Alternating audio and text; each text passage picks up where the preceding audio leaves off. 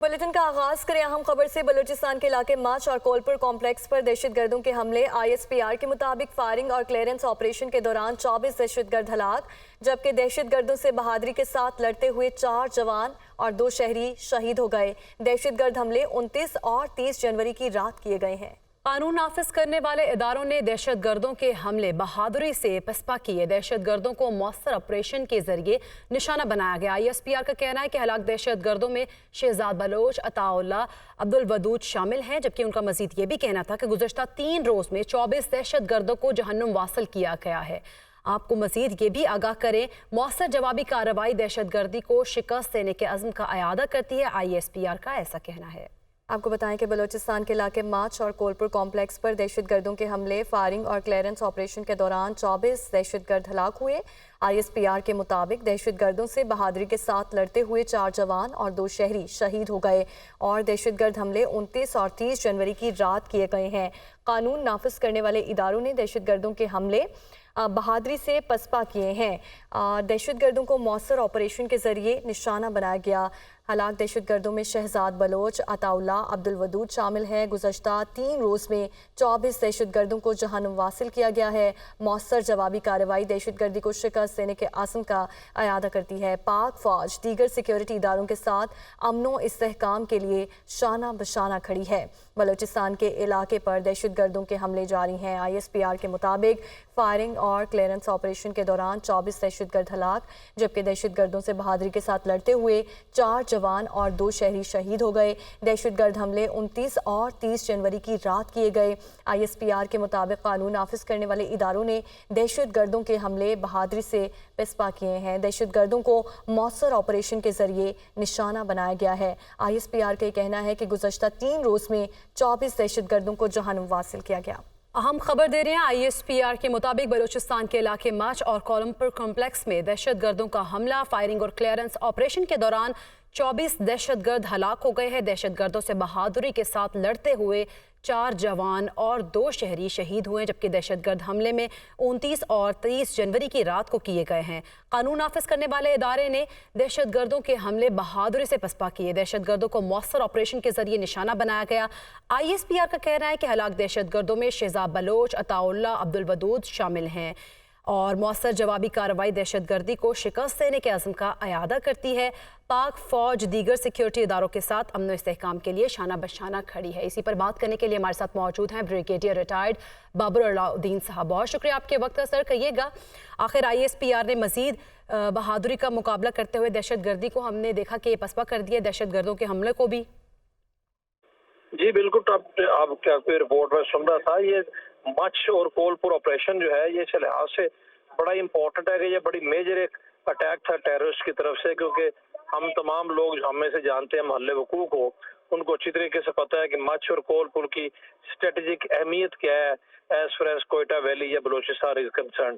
तो टेररिस्ट की तरफ से एक भरपूर या वहाँ पर हमला किया गया उन माच और कोलपुर के इलाके में। देखिए, हमारे जो सिक्योरिटी फोर्सेज हैं, पाकिस्तान की फौज और कानून नाफिज करने वाले इदारे जो हैं, FC बलूचिस्तान, इन तमाम ने और इंटेलिजेंस के बारे जो लोग हैं, इन तमाम लोगों ने मिलकर इतना कामयाब ऑपरेशन किया कि 24 दहशतगर्दों का मारा जाना कोई छोटी बात नहीं है।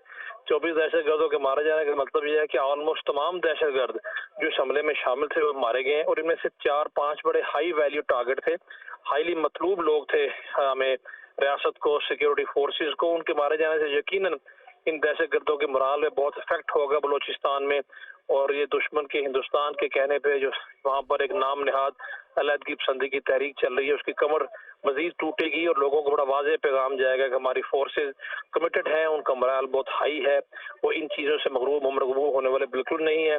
और जो भी पाकिस्तान की स्टेट के खिलाफ, रियासत के खिलाफ इस तरह की कोई मजमूम एफर्ट करेगा, कोशिश करेगा, उसको मुंह की खानी पड़ेगी।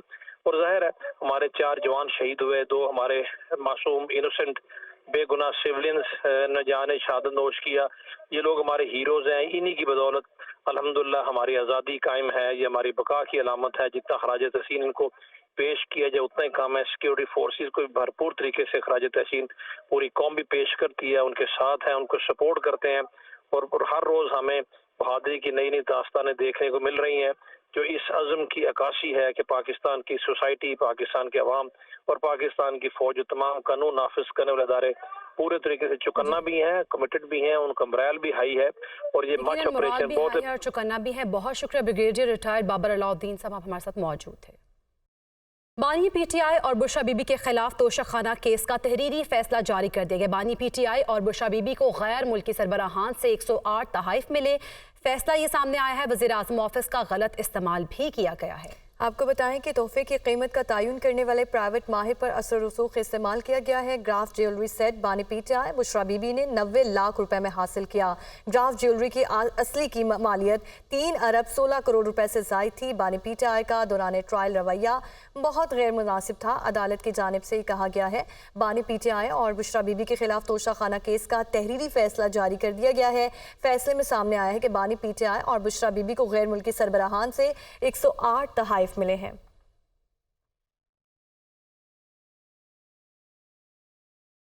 لاہور ہائی کورٹ کے جسٹس شاہد جمیل خان نے استعفیٰ دے دیا۔ جسٹس شاہد جمیل خان نے استعفیٰ صدر مملکت کو بھجوا دیا۔ جسٹس شاہد جمیل خان نے 2028 میں ریٹائرڈ ہونا تھا۔ جسٹس شاہد جمیل خان کے استعفے کی کاپی دنیا نیوز سے حاصل کر لی ہے۔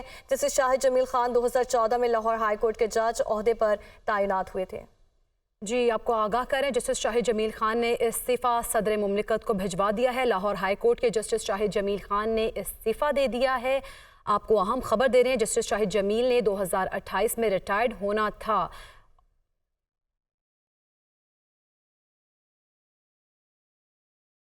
اہم خبر دیں گے، پی ٹی آئی نے 5 فروری کو ہونے والے انٹرا پارٹی انتخابات مؤخر کر دیے۔ انٹرا پارٹی الیکشن عام انتخابات کے بعد کرائے جائیں گے۔ پی ٹی آئی کا اعلامیہ، پی ٹی آئی کے دفاتر میں کاغذات نامزدگی آج ہوگی۔ پارٹی قیادت کی حلقوں میں مصروفیت کے باعث انتخابات مؤخر کیے گئے، جبکہ پی ٹی آئی کے دفاتر میں کاغذات نامزدگی آج رات 10 بجے تک جمع کروائے جا سکتے ہیں۔ انٹرا پارٹی الیکشن عام انتخابات کے بعد کرائے جائیں گے۔ اسی پر بات کرنے کے لیے وقار سید ہمارے ساتھ موجود ہیں۔ وقار، کیا ڈیٹیلز ہیں؟ پاکستان تحریک انصاف کے جو انٹر پارٹی انتخابات تھے وہ 5 فروری کو شیڈول تھے، تاہم اب اس میں جو ہے وہ تبدیلی کی گئی ہے اور جو پاکستان تحریک انصاف کی جانب سے جو نوٹیفیکیشن جاری کیا گیا ہے اس کے مطابق جو امیدوار ہیں وہ آج رات صوبائی اور وفاقی جو سیکریٹریٹ ہے اس میں اپنے کاغذات نامزدگی جو ہے وہ جمع کرا سکتے ہیں۔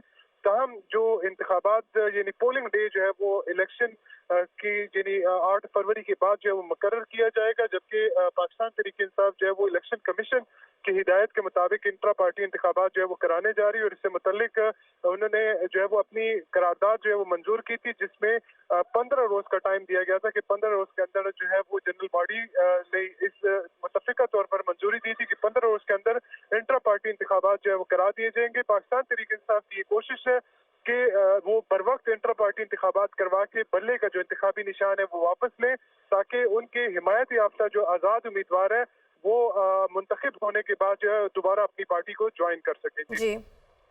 جی ٹھیک ہے وقار، آپ کا بہت شکریہ۔ ناظرین، سپتمبر 2023 سے جنوری 2024 تک ملکی برآمدات میں 1 ارب 70 کروڑ ڈالر اضافہ۔ جنوری 2024 میں سالانہ بنیادوں پر برآمدات میں 60 کروڑ ڈالر کا اضافہ ہوا ہے، جبکہ جنوری 2024 میں ملکی برآمدات 2 ارب 78 کروڑ ڈالر ہو جائیں گی۔ دسمبر 2022 میں ملکی برآمدات 2 ارب 31 کروڑ ڈالر تھیں۔ اسی پر بات کرنے کے لیے ماہر معیشت خاقان نجیب صاحب ہمارے ساتھ موجود ہیں۔ سر یہ بتائیے کہ یہ وزارت تجارت کی جانب سے رپورٹ پیش کی گئی ہے۔ دیکھیے، پاکستان کی جو اس وقت میکرو اسٹیبلٹی ہے، جس کا مطلب یہ ہے کہ پاکستان کے جو ہمارا کرنٹ اکاؤنٹ کا خسارہ بھی ہے، جس ہمارا تھوڑا سا فسکل کا خسارہ بھی ہے، اس میں ایک اسٹیبلٹی دکھائی دے رہی ہے آپ کو۔ کچھ پاکستان کی لارج اسکیل مینوفیکچرنگ جو ہے وہ پچھلے 6 ماہ میں اسٹیبلائز ہو کے کچھ مہینوں میں بڑھی بھی ہے۔ دنیا بھی کچھ ریزیلینٹ رہی ہے۔ اس سے مطلب یہ ہے کہ ورلڈ میں انٹرسٹ ریٹ بڑھے تاکہ اکانومیز کو سلو کیا جائے، پر گروتھ جو ہے اس طرح سے پلمٹ نہیں ہوئی، اور ایک سافٹ لینڈنگ کا جو سیناریو ہے وہ کلیئرلی جو ہے ابھرتا ہوا دکھائی دے رہا ہے۔ جو ریسرچ انسٹیٹیوٹس ہیں، جو ملٹی لیٹرلز ہیں، انہوں نے بھی اس کو ایکنالج کیا ہے۔ ورلڈ اسٹاک مارکیٹس نے بھی پچھلے 2 ماہ میں اسٹیلر پرفارمنس دی ہے۔ جو کنزیومر ہے دنیا کا وہ بھی ریزیلینٹ ہے۔ اس سب کو دیکھتے ہوئے یہ ایک اچھی بات ہے کہ پاکستان کی جو اوور آل ایکسپورٹس ہیں وہ پچھلے 6 ماہ میں compare to the same period last year बढ़ती हुई दिखाई दे रही हैं। ऑफ कोर्स ये याद रखिए कि पाकिस्तान की एक्सपोर्ट्स ही वो अर्निंग है जिसने पाकिस्तान का जो बैरूनी खसारा है, जिसको हम करंट अकाउंट का खसारा कहते हैं, उसको ठीक करना है। रेमिटेंसेस जो हैं वो हमेशा अपना पार्ट प्ले कर रही हैं, but exports is Pakistan lynch pin अगर पाकिस्तान ने मैक्रो स्टेबिलिटी से आगे बढ़ के ग्रोथ की तरफ जाना है। हमें इसमें लेदर और जो हमारी टेक्सटाइल की एक्सपोर्ट्स हैं इससे बढ़ के ऑफ कोर्स डाइवर्सिफाई करना है, हमें सर्विस एक्सपोर्ट्स में डाइवर्सिफाई करना है। आईटी और आईटीईएस भी अच्छा परफॉर्म कर रही है, बट हम अभी एक बहुत ही छोटे स्केल पे खड़े हैं। जो पाकिस्तान की 28 अरब डॉलर की एक्सपोर्ट है, ये 9% भी नहीं है हमारे जीडीपी का। जिन ममालिक ने भी तरक्की की है, आप हैरान होंगे कि इंडिया 22% और जो ईस्ट एशिया के ममालिक हैं वो तो 80 से लेकर 90% ऑफ देयर जीडीपी एक्सपोर्ट करते हैं। ये है पाकिस्तान का अगला फ्यूचर। माइंस एंड मिनरल्स की एक्सपोर्ट, लेदर और ट्रेडिशनल तो है ही हैं, साथ ही सर्विस एक्सपोर्ट्स को मिलाएं और हम कोई नए ग्लोबल वैल्यू चेन्स का पार्ट बनाएं अपनी एसएमईज को। हमारी फूड सेक्टर, हमारा फार्मास्यूटिकल सेक्टर, हमारा सर्जिकल सेक्टर, हमारा इंजीनियरिंग सेक्टर, ये है पाकिस्तान का असल फ्यूचर। 1 अरब डॉलर की बेहतरी, certainly any dollars coming in जो कि नॉन डेट क्रिएटिंग हो, वो पाकिस्तान के लिए एक अच्छा शुगन रखते हैं। बट असल बात तो यह है कि हम इस 28 अरब डॉलर को अगले 5 साल में कैसे 9% ऑफ जीडीपी से बढ़ा के 15% ऑफ जीडीपी पे लेके जाएंगे। ये है वो स्टोरी जो आने वाली हुकूमत में लिखनी है। जी ठीक है। खाकान नजीब साहब, ये भी बताइए कि इस इजाफे से मईशत पर कितने पॉजिटिव असरात मुरतब होंगे? देखिए, इस इजाफे से सबसे जो बड़ी बात है, जो हम बार बार जिस खसारे में जाते हैं और जिस खसारे का हमें सामना है, जिसको आप करंट अकाउंट का खसारा कहते हैं, अगर आप उसको भी पिछले 6 माह के फिगर्स देखें तो वो बड़े फेवरेबल हैं। जो करंट अकाउंट का डेफिसिट है, आई थिंक 3.7 बिलियन डॉलर था इसी पीरियड में, लास्ट फाइनेंशियल ईयर में, वो कम होकर लगभग 800 मिलियन डॉलर रह गया। इसके जो सबसे इम्पोर्टेंट चीज़ है ऑफ कोर्स इम्पोर्ट्स का कम होना, पर जो दूसरी इम्पोर्टेंट चीज़ है वो यही है कि आपकी जो एक्सपोर्ट अर्निंग है वो 1 अरब डॉलर से ज़ायद पिछले 6 माह में बढ़ी है। इसी ने आपके करंट अकाउंट को तकवीत दी है। इसी एक्सपोर्ट अर्निंग ने रेमिटेंसेस के साथ मिलाकर आपके जो खसारे हैं उनको कम किया है। आपका ट्रेड डेफिसिट कम हुआ है और रुपए में आपको इस्तेकाम दिखाई दे रहा है। रुपए में इससे काम दिखाई दे रहा है। माहिर मईशत खाकान नजीब साहब हमारे साथ मौजूद थे, आपका शुक्रिया।